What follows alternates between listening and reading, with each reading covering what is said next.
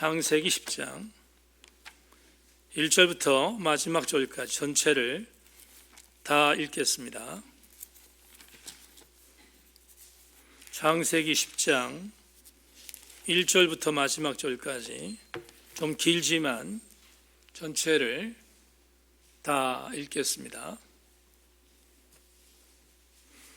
말씀을 한 절씩 교독하겠습니다. 잘 집중해서 성경 봉독에 임해 주시기를 바랍니다.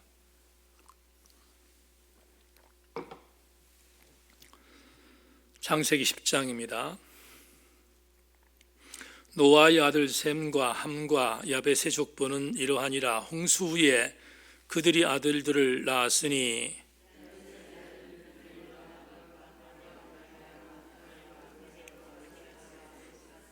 고멜의 아들은 아스크나스와 리밧과 도갈마요.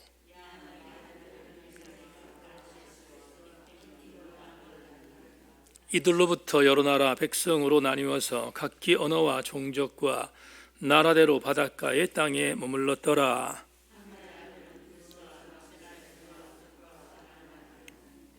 구스의 아들은 스바와 하윌라와 삽다와 라하마와 삽드가요. 라마의 아들은 스바와 드단이며 그가 여호와 앞에서 용감한 사냥꾼이 되었으므로 속담에 이르기를 아무는 여호와 앞에 니무롯같이 용감한 사냥꾼이로다 하더라.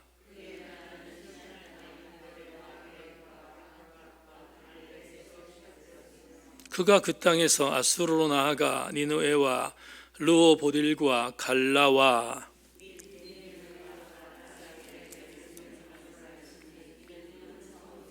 미스라임은 루딤과 아나밈과 르아빔과 납드임과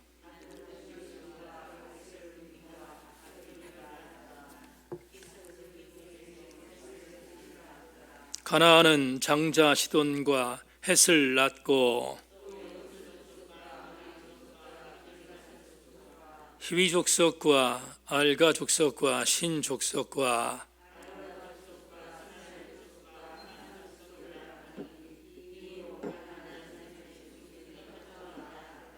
가나안의 경계는 시돈에서부터 그라를 지나 가삿까지와 소돔과 고모라와 아드마와 스보임을 지나 라사까지였더라.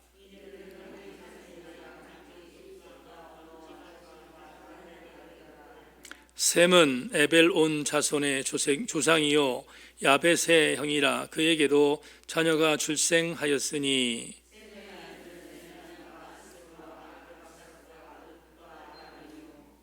아람의 아들은 우스와 훌과 게델과 마스며 에벨은 두 아들을 낳고 하나 이름을 벨렉이라 하였으니 그때에 세상이 나뉘었음이요. 벨렉의 아우의 이름은 욕단이며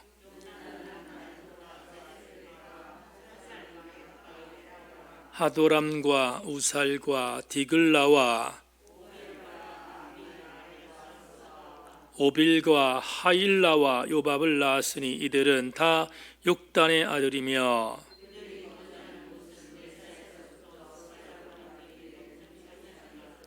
이들은 셈의 자손이니 그 족속과 언어와 지방과 나라대로였더라. 이들은 그 백성의 족보에 따르면 노아의 자손의 족속들이요 홍수 후에 이들에게서 그 땅의 백성들이 나뉘었더라. 아멘. 잠시 기도하겠습니다. 하나님, 11월 두 번째 주간의 수요 예배 시간을 하나님께 드리고 있습니다. 오늘 본문은 발음하기도 어려운 이름과 지명들이 나오고 있는 본문이라 영적인 집중력을 주지 않으면 무슨 말인 줄을 알지 못하는 그러한 어려움이 있습니다. 종이 최선을 다해서 말씀을 풀겠지만 성령께서 진리의 영이시고 깨닫게 하시고 가르치게 하시는 영이시니 성도들을 가르쳐 주셔서 오늘 수요 저녁 예배에 건조하지 않고 승리하고 돌아가는 행복한 말씀 선포의 시간이 되게 하여 주시옵소서. 하나님, 이 자리에 성령으로 오셔서 우리 한 사람 한 사람을 강력하게 만져 주시옵소서. 은혜의 자리로 이끄실 주님을 의지하고 예수 그리스도의 이름으로 기도 올리옵나이다. 아멘. 아멘. 말씀에 기대를 거십시다. 인사합니다. 말씀에 기대를 거십시다. 오늘 창세기 42번째 강해의 설교 제목은 주보에 있는 대로 노아의 후손들이란 제목을 갖고 말씀의 은혜를 나누겠습니다. 미리 말씀을 드리겠지만 오늘은 예화가 없습니다.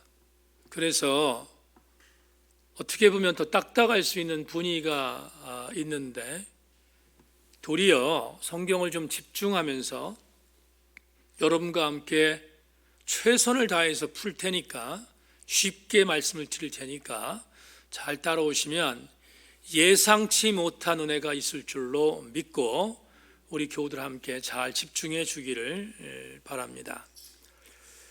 창세기 10장은 노아의 아들들의 족보다 이렇게 말합니다. 오늘 여러분 읽었지만 노아의 아들들, 노아의 후손들의 이름이 열거되어 있는 족보다.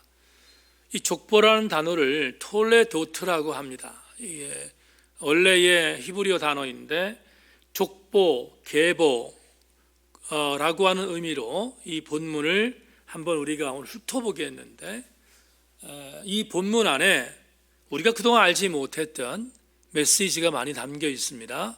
그러니까 조금 더 집중력을 발휘해 주시기를 바랍니다. 먼저 1절 보겠습니다. 1절 같이 읽겠습니다. 1절 준비 시작. 노아의 아들 셈과 함과 야벳 족보는 이러하니라. 홍수 위에 그들이 아들들을 낳았으니. 그러면 이런 추론이 가능합니다. 홍수 이전에 노아의 아들들이 결혼했잖아요. 그러니까 테바 안에 노아와 노아의 아들들 3명과 노아의 자부들 총 8명이 들어갔지요. 그러니까 우리가 분명히 알 수 있는 것은 뭐냐 하면 홍수 이전에 노아의 아들들이 이미 결혼한 기혼자라는 사실을 알 수 있습니다. 중요한 것은 결혼을 했지만 홍수 이전에는 자녀를 낳지 않았다는 것입니다. 시대가 악해서 그랬는지 모르겠지만 자녀를 낳지 않았습니다. 오늘 본문 1절을 보면 그들이 아들을 낳은 것은 홍수 이후였음을 알게 되지요. 1절에서 분명히 말합니다. 홍수 후에 그들이 아들들을 낳았다. 그렇다면 이제부터 노아의 세 아들들의 톨레도트 족보를 추적해 보겠습니다. 먼저 전체를 보겠습니다. 2절부터 5절. 2절부터 5절은 야벳이라는 아들의 족보가 나옵니다. 여러분 따라오십시오. 2절부터 5절은 뭐라고요? 야벳의 족보입니다. 그리고 6절부터 20절은 함의 족보입니다. 마지막 21절부터 31절까지는 야벳이 아니고요, 셈입니다. 여러분 저 잘못 나왔습니다. 셈의 족보가 기록되어져 있습니다. 셈의 족보로 정정해 주기를 바랍니다. 자, 그런 뒤에 32절에서 자 보세요. 지금 야벳, 함, 셈의 족보를 전체적으로 다 훑은 뒤에 마지막 절에서 이렇게 말합니다. 여러분 32절 같이 읽어보겠습니다. 자막 보죠. 준비 시작. 이들은 그 백성들의 족보에 따르면 노아 자손의 족속들이요 홍수 후에 이들에게서 그 땅의 백성들이 나뉘었더라. 그러면 마지막 32절을 보면 우리가 이러한 추측이 가능합니다. 아, 그렇구나. 홍수 후에 드디어 노아의 세 아들들을 통하여 민족들이 형성되었다라는 것을 알게 됩니다. 이 말을 조금 더 쉽게 말한다면 이런 겁니다. 여러분, 홍수 이전에 아담과 하와에게 하나님이 주었던 복이 있었습니다. 생육하고 번성하고 다스려라. 기억나시죠? 생육하고 번성하고 다스려라. 하나님께서 아담과 하와에게 약속을 주셨잖아요. 그런데 그의 후손들이 범죄했습니다. 그래서 하나님께서 이 계약을 파기한 아담과 하와의 후손들에게 주께서 멸망을 선포하시고 노아의 홍수로 멸하셨습니다. 그렇다면 하나님이 인간에게 주었던 생육하고 번성하고 다스리라고 하는 것은 그러면 절단난 건가? 그렇지 않아요. 오늘 여러분들이 읽었던 노아 홍수 이후에 노아의 세 아들들을 보니까 그 아들들의 후손들이 쭉 오늘 공부하겠습니다마는 쭉 나오는 걸 보면, 그리고 32절 마지막 절에서 그렇구나, 노아의 자손들의 후손들 홍수 후에 그 땅의 백성들이 나뉘었다는 걸 보면 생육하고 번성했다고 했던 내용이 이어지고 있는 거예요. 이어지고 있잖아요. 그러니까 아담과 하와에게 주어진 언약은 홍수 이후에 노아의 후손들을 통하여 이어지고 있다는 것을 우리가 알게 됩니다. 32절이 오늘 그것을 우리에게 알려주고 있습니다. 자, 그러면 조금만 더 구체적으로 우리가 추적해야 돼요. 사실은 이런 강의 시간 말고는 창세기 10장 읽지 않아요. 왜냐하면 이 딱딱한 걸 누가 읽겠어요? 순서에 맞추니까 강의 시간이니까 읽는 거예요. 이건 정말 절호의 기회니까, 더군다나 담임 목사가 준비하고 해석까지 하니까 여러분 잘 따라와 주실 수 있기를 바랍니다. 먼저 첫 번째 2절부터 5절까지 뭐라고 그랬어요? 야벳의 계보가 나온다고 했습니다. 야벳의 계보가 나와요. 그런데 특징이 있어요. 어떤 특징이 있냐면 야벳의 계보 2절부터 5절까지를 보면 2절에 야벳의 아들들이 나오죠. 야벳의 아들이 나와요. 그런 뒤에 그 야벳의 아들들의 2세대인 고벨, 야완이라고 하는 그런 아들들의 내용들이 나옵니다. 3절, 4절에 나오죠. 그러면 이런 추론이 가능해요. 야벳의 후손들은 2세대까지 기록됐다. 몇 세대? 2세대까지 기록됐다. 전체를 그림을 그리면 이게 무슨 말인지를 여러분이 이해할 수 있습니다. 첫 번째 여러분들 기억할 것은 야벳의 아들들은 몇 세대까지? 2세대까지 기록됐다 하는 것을 여러분에게 설명드립니다. 그런 뒤에 서비스 드릴게요. 총 14명의 이름이 등장하고 있습니다. 자, 야벳의 아들들, 야벳의 톨레도트, 야벳의 족보는 2세대까지 기록됐고 14명의 이름이 열거되고 있다라고 하는 것을 여러분들이 이해해 주기를 바랍니다. 자, 미리 이걸 서비스하는 겁니다. 그 다음에 두 번째, 훨씬 많은 절수 6절부터 20절까지 굉장히 많죠? 6절부터 20절까지는 누구의 계보가 나오는가? 그 유명한 함의 계보가 나옵니다. 제가 왜 유명하다고 말했죠? 함의 계보가 왜 유명하다고 여러분들에게 말씀드렸을까요? 함은 이미 우리한테 잘 알려진 아들입니다. 설명을 드릴게요. 여러분, 함은 노아가 포도주를 먹고 취해 있을 때 아버지 하체를 보고 두 형제에게 가서 아버지가 빨가벗었다 이렇게 고발한 아들로 알려져 있습니다. 그래서 우리는 이미 세뇌되어 있는 게 하나 있어요. 뭐가 세뇌되어 있는가 하면 이 함이라는 아들은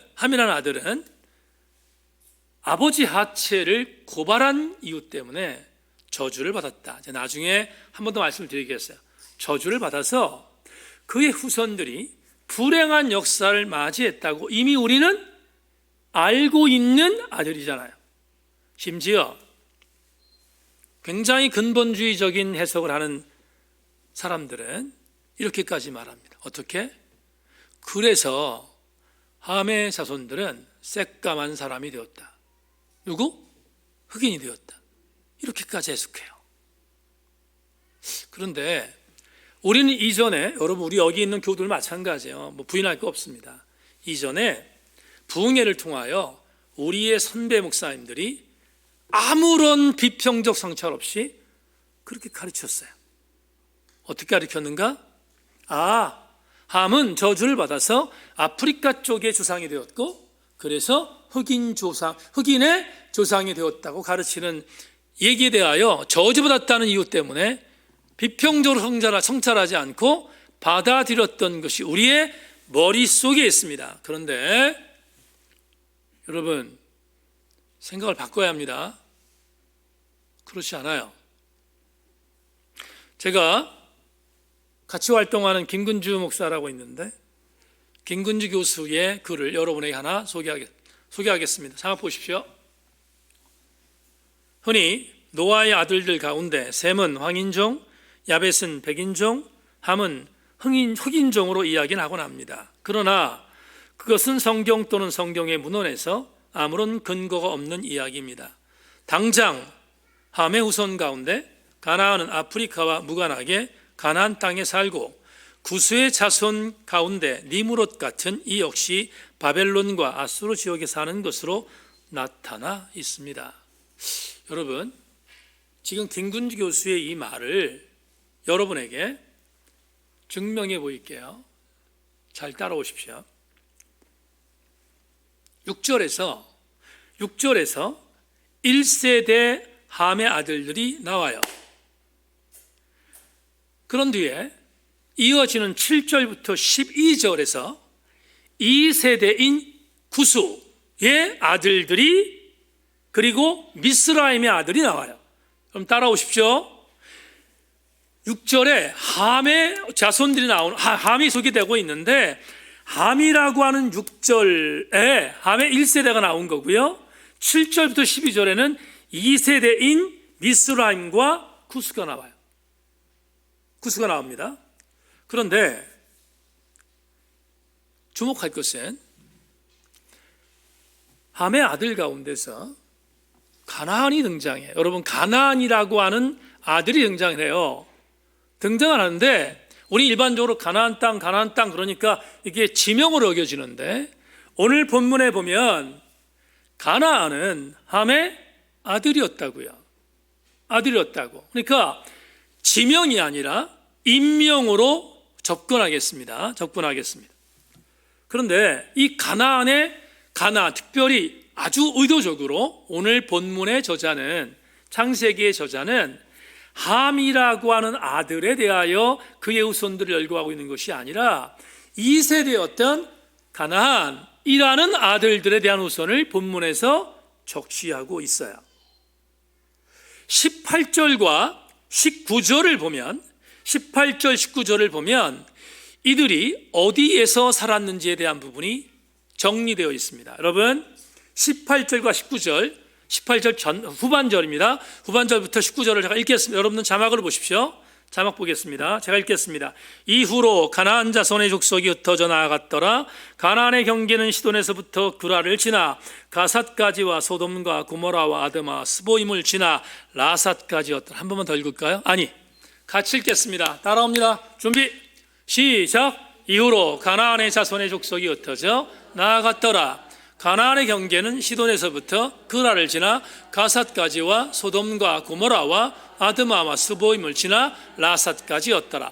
이게 고대 도시의 지역들이 나와요. 물론 우리가 아는 게 있죠. 시돈도 알고 가사도 알고 소돔도 알고 고모라도 알아요. 그런데 이 내용을 조금 더 자세히 설명한 학자의 설명을 여러분들에게 읽어드리겠습니다. 이 지역에 대한 부분이 오늘 우리가 알고 있는 지역과 더불어 모르는 지역이 있으니까, 가나안이 살았던, 가나안이라고 하는 함의 2세대, 함의 아들이었던 가나안이 살고 있었던 그 지역이 어떤 지역이었는지를 아주 편안하게 설명해 준 학자의 글을 여러분들에게 소개하서, 이번엔 자막을 보십시오. 가나안의 최북단 경계는 시돈이고 가나안의 최남단은 그랄이다. 가나안 서쪽 경계는 지중해이고 가나안의 동쪽 경계는 사회와 요르단 계곡이다. 가사는 가나안의 남쪽 해안 지역에서 가장 영향력이 있는 도시이고 소돔, 고모라, 아드마, 스보임은 평지 도시들인데 사해 서쪽에 위치하고 있었던 것으로 보인다. 여러분, 지금 이학 교수의 이 글을 여러분에게 쉽게 설명하면, 아주 쉽게 설명할게요. 가나안이 살고 있었던 지역은 동서남북이 지금의 이스라엘 땅이에요. 어디라고요? 이스라엘 땅이에요. 전체는 아니지만, 제가 축약했습니다. 전체는 아니지만 여러분 굉장히 주목할 게 있습니다. 저주받았던 함이라는 아들의 아들,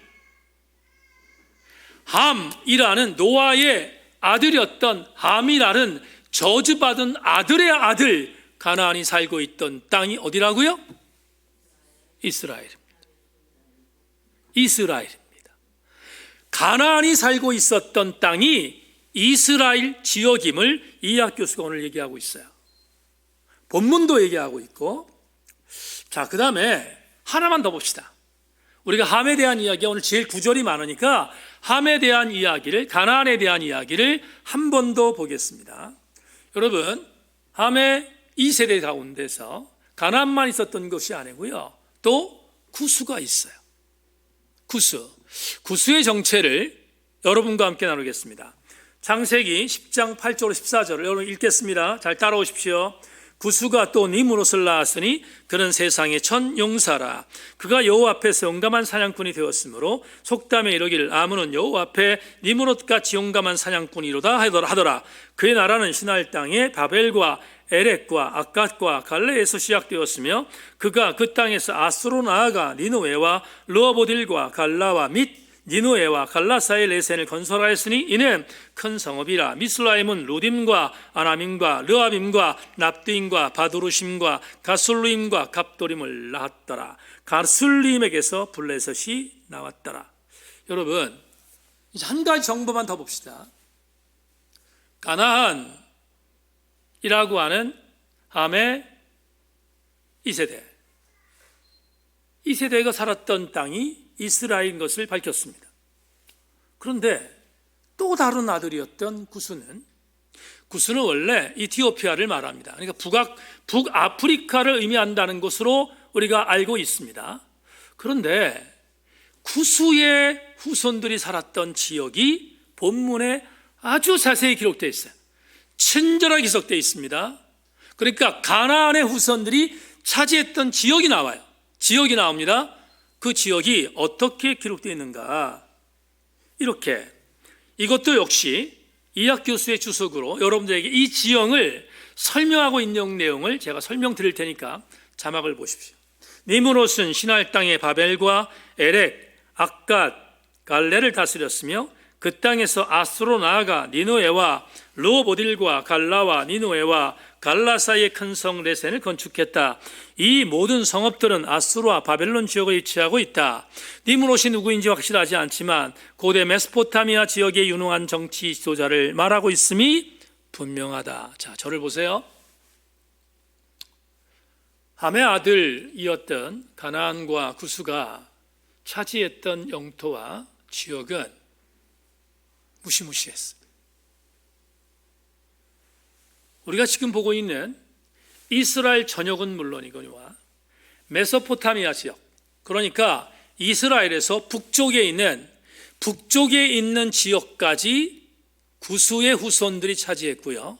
남쪽으로는 지금의 아프리카의 이티오피아까지 차지했어요. 그러면 상상해 보세요. 지도로 제가 보여드릴 수는 없지만 이스라엘하고는 조그만 지역, 가나안 지역, 그 지역을 전체를 포함해서 북쪽으로 메소포타미아 지역, 그리고 남쪽으로는 이티오피아 지역까지라면 엄청난 땅인 거예요. 여길 누가 차지했다고요? 함이 차지한 거예요. 그러니까 함이라는 아들이 차지한 건 아니지만 함의 후손들이 차지했으니까 함의 후손들의 땅이었음을 오늘 본문이 우리한테 제시하고 있습니다. 제가 왜 이 부분을 여러분들에게 강조했는가? 이유가 있습니다. 니므롯이라고 하는 함의 자손은 명칭까지 얻습니다. 어떤 명칭? 개혁판에 영걸이다 이렇게 되어 있습니다. 제 후배 목사 중에서 최영걸 목사가 있는데 영걸이다 이렇게 되어 있습니다. 그런데 우리가 보는 성경에는 뭐라고 되어 있습니까? 용사라고 되어 있습니다.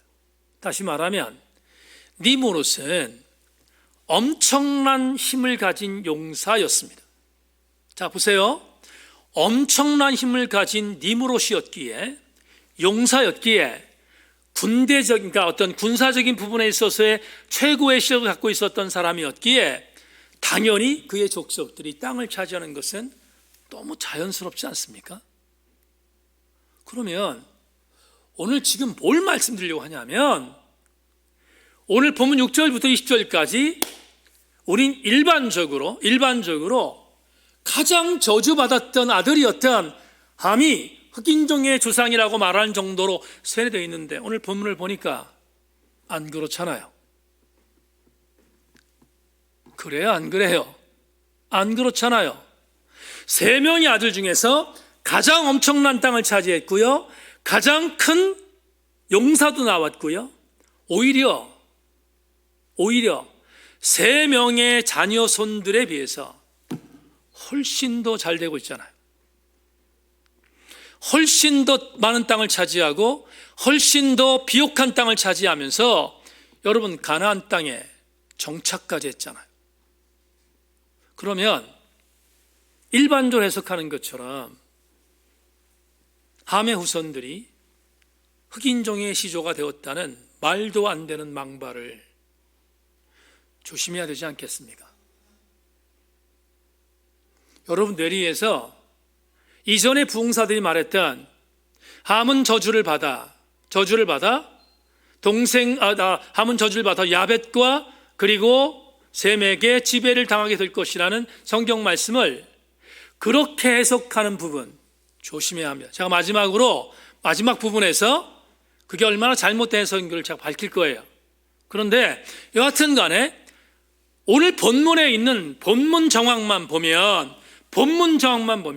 함은 절대로 저주받은 것처럼 보이지 않을 정도로 엄청난 지역과 엄청난 세력을, 제가 설교 원고에 뭐 썼냐면 특별히 니므롯은 부족 국가를 형성할 정도로 고대 도시 가운데서 국가 형태를 갖고 있었다고요. 그러니까 얼마나 엄청난 세력을 갖고 있었는지 우리는 충분히 알 수 있습니다.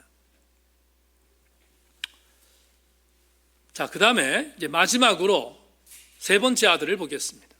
그리고 총체적으로 해석하겠습니다. 3번째 아들, 21절부터 29절에 나오는 마지막 아들, 가장 복받은 아들이라고 말하는 누구겠습니까? 셈입니다. 자, 여러분 셈에 대한 족보는 조금 길더라도 다시 읽겠습니다. 21절부터 29절까지 말씀을 제가 빠른 속도로 읽겠습니다. 여러분 따라오십시오. 셈은 에벨의 온 자손의 조상이요 야벳의 형이라. 그에게도 자녀가 출생하였으니 셈의 아들은 엘람과 수로와 아르박삭과 룻과 아람이요 아람의 아들은 우스와 훌과 게데림과 마스며 아르박삭은 셀라를 낳고 셀라는 에벨을 낳았으며 에벨은 2 아들을 낳고 하나 이름은 벨렉이라 하였으니 그때 세상이 나뉘었으며 벨렉이 아우의 이름은 욕단이며 욕단은 알보닷과 셀렙과 하셀마옅과 예라와 하도람과 우살과 디글라 오발과 아비마일과 스바와 오빌과 하일라와 요밥을 낳았으니 이들은 다 욕단의 아들이며. 자, 여기 보세요. 여러분 셈은 창세기 오늘 10장의 기자를 죄의 기자라고 하는데, 중요하지 않으니까 하여튼 죄의 기자라고 하는데, 죄의 기자가 함과 앞에서 얘기했던 야벳의 후손과는 차별을 둡니다. 어떤 차별을 두냐면, 여러분 말씀드렸지만 야벳의 계보 톨레도트는 2세대까지 소개해요. 함의 자손도 2세대에서 소개를 끝내요. 물론 야벳은 한 부분에 3세대까지 나오는 게 있긴 있습니다. 근데 하여튼 간에 2세대 내지 3세대까지의 해석이 나옵니다.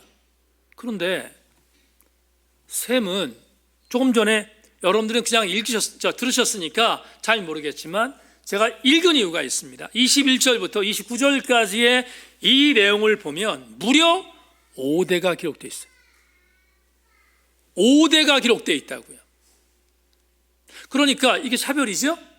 셈, 아람, 셀라, 에벨, 욕단이라는 5대가 이어지고 있어요. 이게 죄의 기자의 의도적인 편집이야. 그러니까 일부러 이렇게 쓴 거야 이 말이에요. 일부러. 왜? 야벳과 함과 뭐 하기 위해서? 차별을 두기 위해서. 이렇게 기록했어요. 또 한 가지 굉장히 중요한 구절이 오늘 21절 전반절에 있습니다. 여러분 그냥 지나갈 수 있는 게 아니고요. 목회자의 해석이 굉장히 중요한 부분이니까 따라오십시오. 21절에 뭐라고 되어 있습니까? 이렇게 되어 있습니다. 셈은 에벨 온 자손의 조상이요 야벳의 형이라 그에게도 자녀가 출생하였으니. 다시 한번 읽을게요. 셈은 에벨 온 자손의 조상이요 야벳의 형이라 그에게도 자녀가 출생하였으니. 여기에서 에벨 온 자손의 조상이라는 이 문구를 여러분 따라오셔야 합니다. 저게 뭘까? 에벨 온 자손의 조상이다. 누가? 셈이. 그러면 에벨이 누굴까? 에벨이 누군가? 창세기 11장 나중에 보겠죠. 우리가 창세기 11장을 보면 창세기 11장 15절부터 32절에 아브라함의 계보가 나와요. 아브라함의 선조들의 계보가 나옵니다.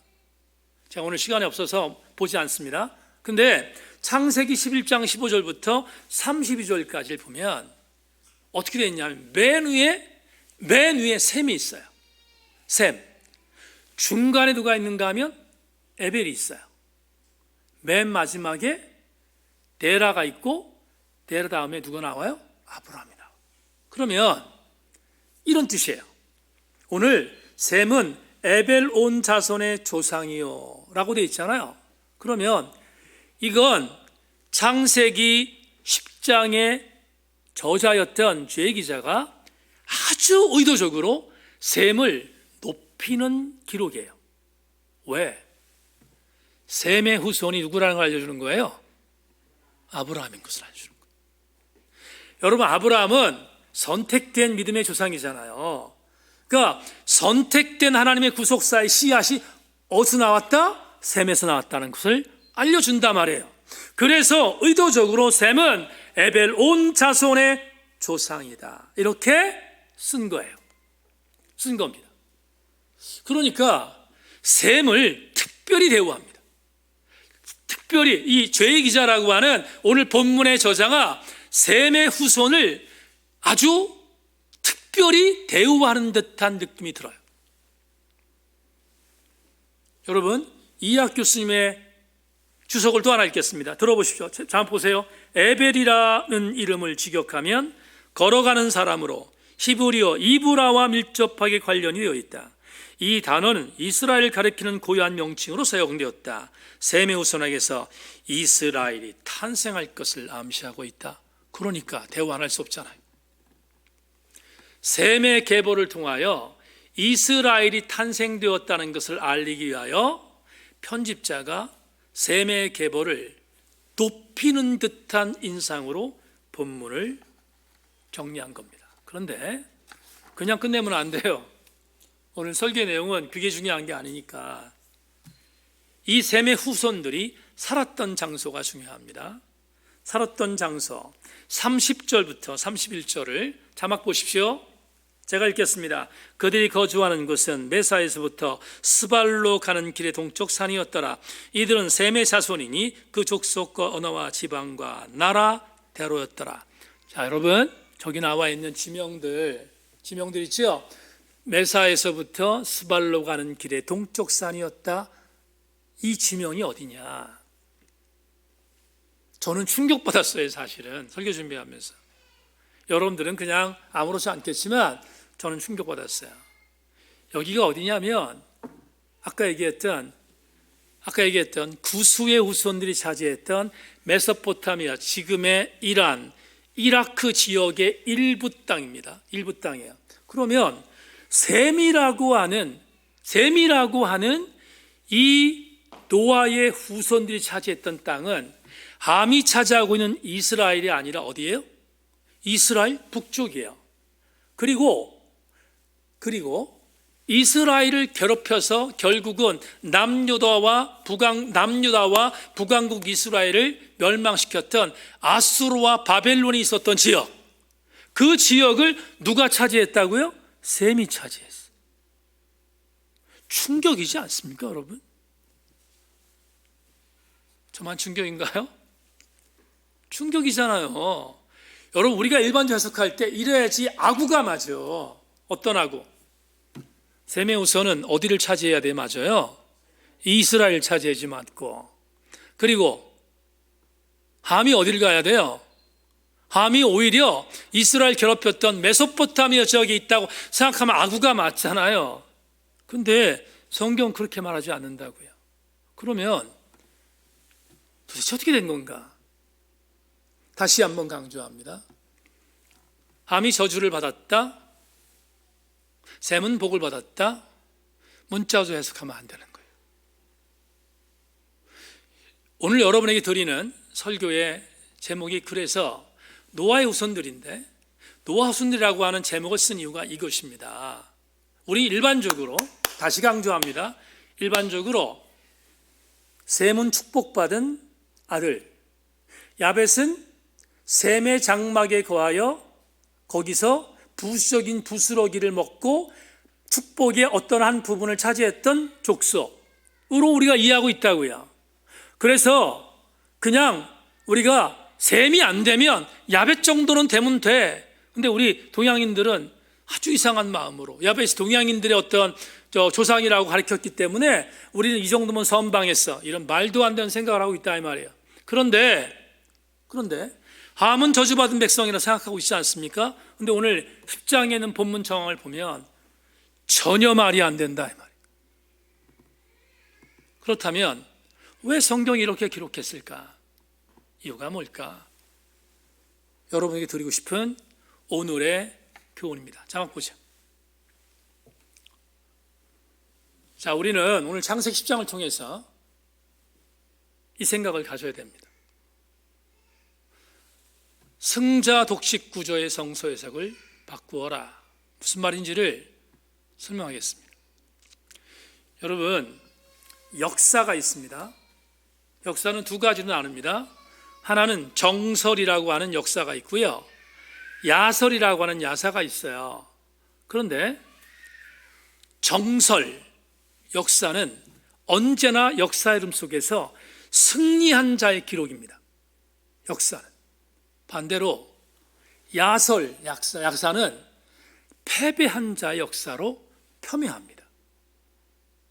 근데 말도 안 돼요. 왜 말이 안 되느냐?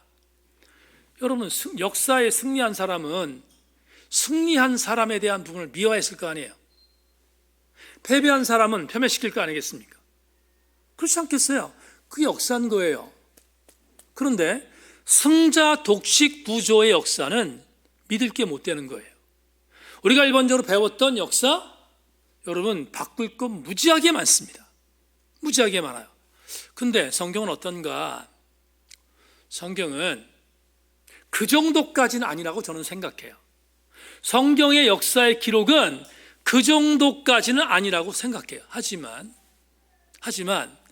성경의 역사의 일부분도 승자 독식 구조로 해석된 것이 상당수 있습니다. 예를 들자면 오늘 노아의 후손들의 메시지예요. 설명드린 것처럼. 제가 오늘 설교 준비를 하다가 좀 고민이 됐어요. 고민이 돼서 이걸 어떻게 해석하는 것이 옳을지 고민이 됐어요.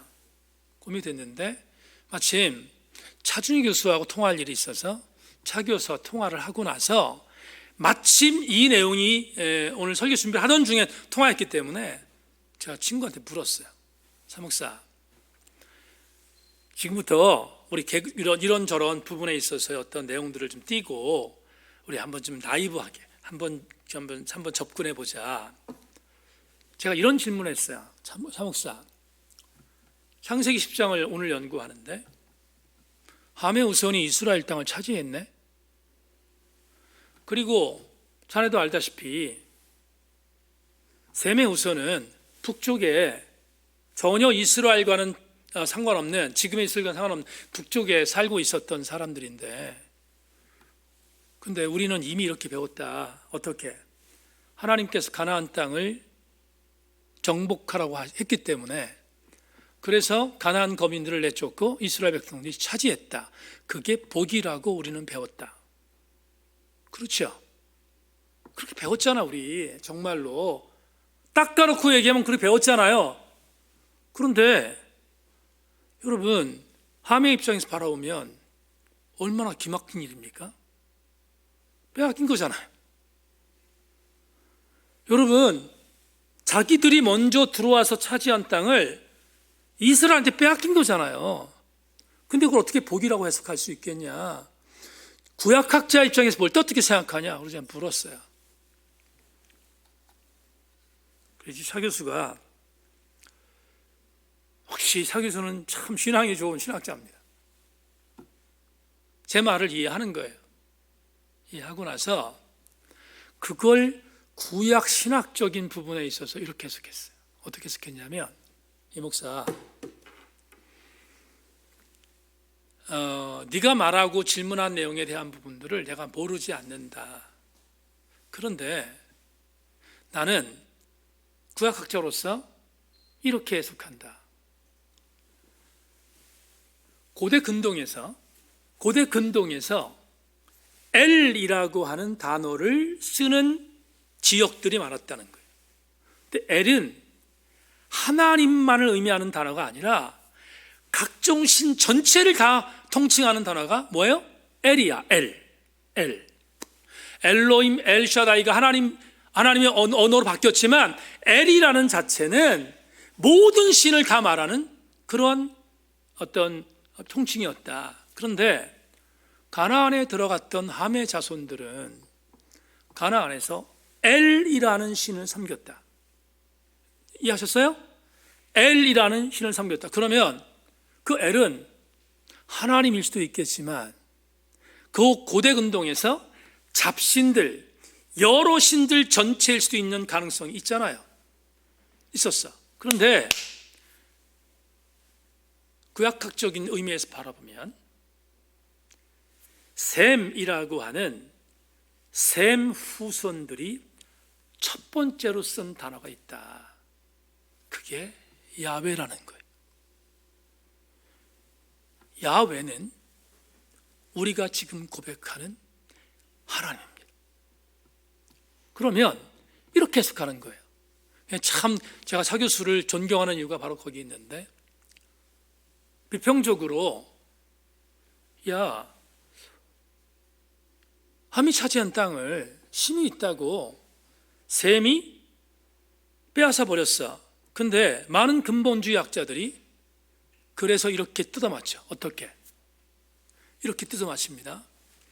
그러니까 예언한 것처럼 함은 저주를 받아 셈의 통치를 받고 야벳의 통치를 받게 될 거야 라고 하는 그 구절을 뜯어맞춰서 해석한다. 그런데 저는 그 해석은 받아들일 수 없어요. 차 교수가 말한 것처럼 그래, 맞아. 셈의 후손들이 야훼 신앙을 지켰구나. 야훼 하나님의 신앙을 지켰구나. 그래서 하나님께서 그 야훼 하나님의 신앙을 사수하기 위하여 약속한 가나안 땅을 정복하도록 만드신 것을 허락하셨다는 것을 저도 수용해요. 목사니까. 근데 함의 계보가 저주를 받아서, 그래서 야벳과 그리고 셈의 후손들에게 짓밟힘을 당하는 것을 마땅한 당위로 해석하는 것에 대해서는 수용할 수 없다. 왜? 그건 승자 독식 구조의 성서 해석이기 때문에. 그러면 마지막으로 우리 교우들에게 드리고 싶은 것이 있습니다. 도대체 성경에 기록되어 있는 말씀 그대로, 우리가 성경이 없으면 뭐 말을 안 하겠습니다만은 성경에 있는 말씀 그대로 창세기 9장 24절로 27절 우리가 이미 봤던 거잖아요. 이 구절을 어떻게 해석하는 것이 옳은가? 그거는 우리가 짚고 넘어가야 되잖아요. 마지막으로 창세기 9장 24절로 27절 여러분 자막 보십시오. 노아가 술이 깨어 그의 작은 아들이 자기에게 행한 일을 알고 이에 이르되 가나안은 저주를 받아 그의 형제의 종들의 종이 되기를 원하노라 하고 또 이르되 셈의 하나님 여호와를 찬송하리로다. 가나안은 셈의 종이 되고 하나님이 야벳을 창대하게 하사 셈의 장막에 거하게 하시고 가나안은 그의 종이 되게 하시기를 원하노라 하였더라. 이 구절을 어떻게 해석해야 되는가? 제가 좀 전에 얘기했습니다. 승자 독식 구조의 성서 해석을 저는 받아들일 수 없기 때문에 이 부분을 문자적으로 해석하는 것에 대해서 저는 받아들이지 않아요.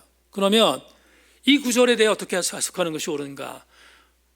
성경을 연구하다가 송병헌 교수님의 글을 읽으면서 박수 쳤어요.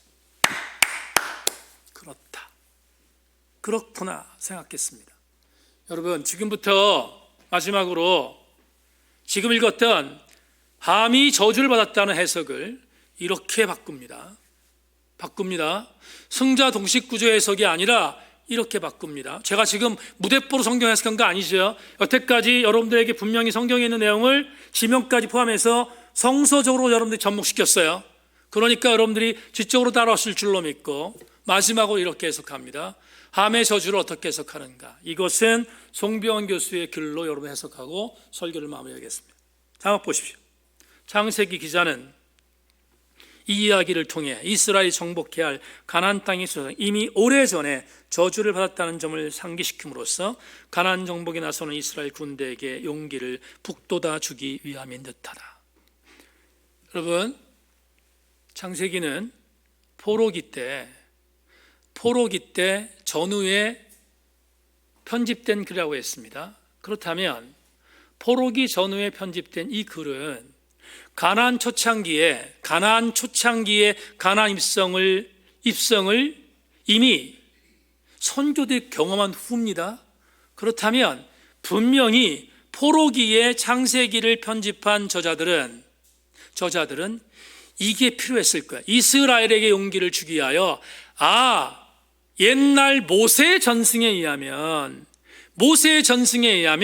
함이 저주를 받고 셈과 야벳이 그들을 치리하게 될 것이라는 이 전승에 대하여 분명히 이스라엘 신앙 공동체가 가나안을 정복할 때 여러 가지의 위험이 있었는데 그 여러 가지의 위험들, 이방 족속들, 그리고 가나안의 7 족속들, 말 그대로 가나안 족속입니다. 가나안 족속들을 내쫓을 때 적어도 그들을 이기기 위하여 용기를 주하기 위하여 쓴 글이 바로 모세의 전승이다.